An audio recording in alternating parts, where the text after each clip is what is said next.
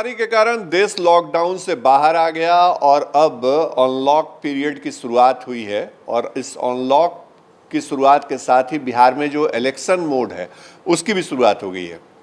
नमस्कार, फर्स्ट बिहार झारखंड देख रहे हैं आप और मैं शशिभूषण आपको इस वक्त की जो एक अहम खबर है वो देने के लिए आपके साथ हूं।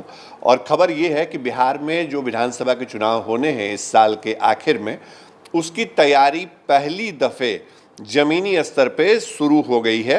जो मुख्य निर्वाचन पदाधिकारी हैं उन्होंने बाकायदा वीडियो कॉन्फ्रेंसिंग से बिहार के सभी जिलों के डीएम और एसपी से इंटरेक्शन किया है, उनसे बातचीत की है और ये कहा है कि आप जो चुनाव की तैयारी है उसके लिए कोरोना संकट तो है ही, लेकिन इसके बीच आपको चुनाव की तैयारी भी शुरू कर देनी है।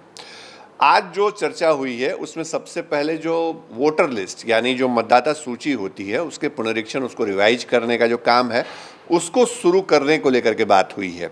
अब जल्द ही एक नया शेड्यूल जारी किया जाएगा राज्य में मतदाता सूची में नाम जोड़ने के लिए, नाम सुधार करने के लिए, अगर आपको अपना बूथ बदलना है, मतदान केंद्र बदलना है तो उसके लिए, और साथ ही साथ जिन लोगों की मौत हो गई है, जिनका निधन हो गया है, उनका नाम विलोपित करने के लिए भी। तो ये पूरी प्रक्रिया अब शुरू होगी। ये जब पूरा शेड्यूल आ जाएगा तो मतदाताओं का नाम जोड़ा जाएगा, हटाया जाएगा और उसके बाद अंतिम तौर पे मतदाता सूची का प्रकाशन किया जाएगा विधानसभा चुनाव के लिए।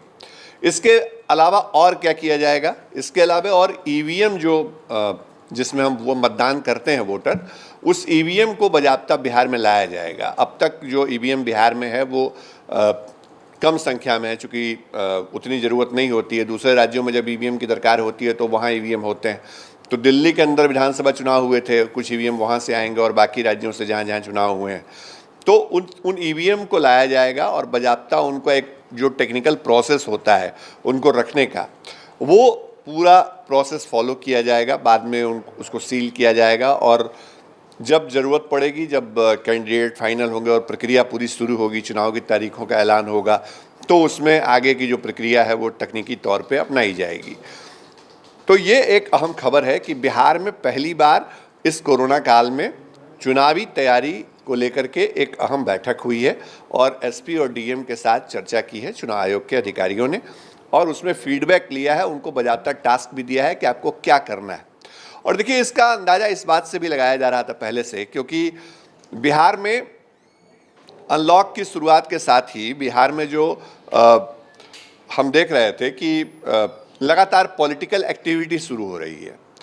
अमित शाह जो केंद्रीय गृह मंत्री हैं, बीजेपी ने उनका डिजिटल रैली करने का ऐलान कर दिया। 9 तारीख को एक रैली होगी, उसके बाद फिर बैक टू बैक दूसरी रैली होगी।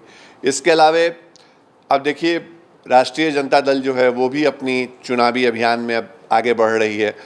9 तारीख को ही तेजस्वी यादव ने ऐलान कर दिया कि वो गरीब के लिए, गरीबों के हक के लिए एक गरीब अधिकार दिवस के तौर पे वो मनाएंगे।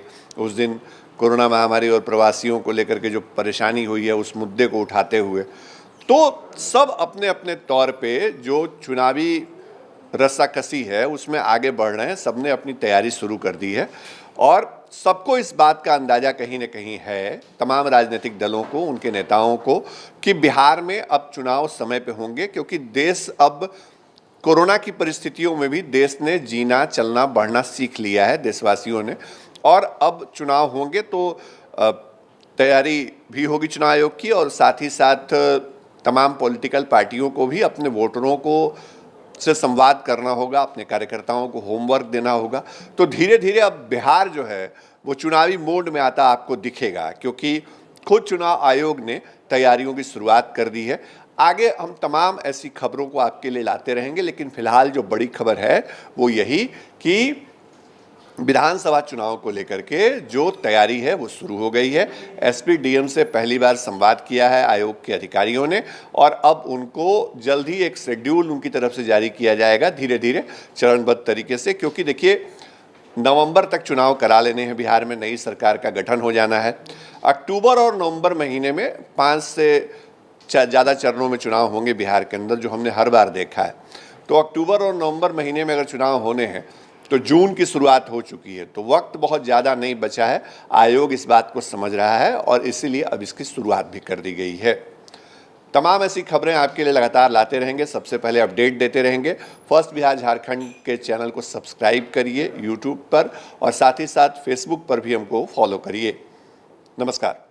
बिहार के आधुनिक अस्पतालों में से एक NSMCH multi speciality 350 bedded hospital, अनुभवी डॉक्टर एवं ट्रेन्ड पैरामेडिकल स्टाफ, विश्व स्तरीय सुविधाओं के साथ अत्याधुनिक ऑपरेशन थिएटर, ICU, NICU, निशुल्क OPD परामर्श, 24 घंटे इमरजेंसी सर्विसेज और जटिल गर्भावस्था का इलाज। Netaji Subhash medical college and hospital, Amhara, Bihta, Patna.